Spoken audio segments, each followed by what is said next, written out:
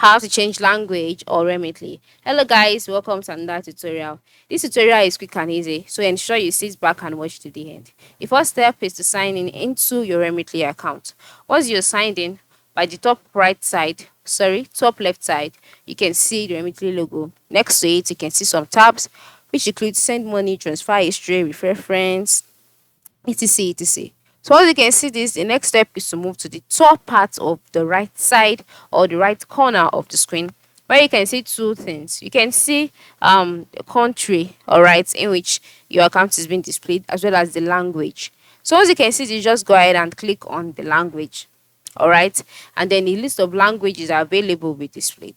So you can just go ahead and select the other language or change it to the second language that you want. For example, if it's French, just select it and then wait for the page to load.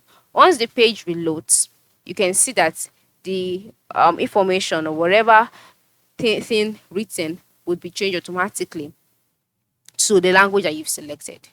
So you can also change this back by clicking on English again. And as you can see, it has been changed.